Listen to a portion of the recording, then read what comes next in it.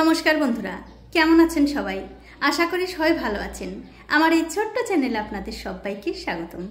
আমি আজকে আপনাদের বানিয়ে দেখাবো আলুর চিপস। তো আলুর চিপস বানানোর জন্য দেখতে পাচ্ছেন এখানে আমি কিছু আলু খোসা ছাড়িয়ে ধুয়ে পরিষ্কার করে নিয়েছি। এখন এই আলুগুলো কেটে নেব।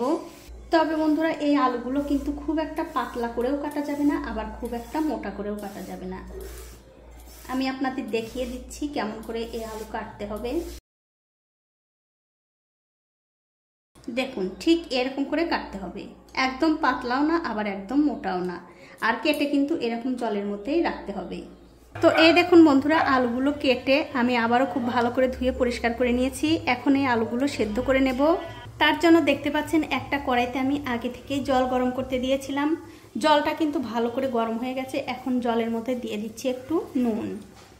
নুনটা জলের সঙ্গে ভালো করে মিশিয়ে দিয়ে এর মধ্যে দিয়ে দিতে হবে আলুগুলো।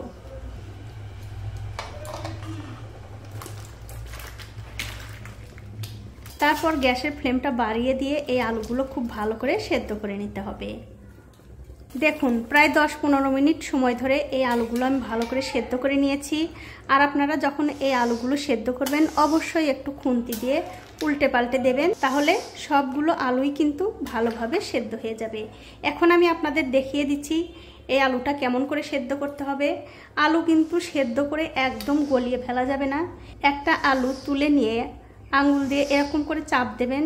যখন দেখবেন একটুখানি গলে গেছে তখন বুঝতে হবে এই আলুটা সেদ্ধ হয়ে গেছে। দেখুন, আমি কিন্তু এই আলুটা আঙুল দিয়ে চাপ দিচ্ছি আর অল্পতেই কিন্তু আলুগুলো গলে যাচ্ছে, তার মানে এই আলুটা ঠিকঠাক সেদ্ধ হয়ে গেছে। এখন এই আলু থেকে খুব ভালো করে জল ঝরিয়ে নিতে হবে।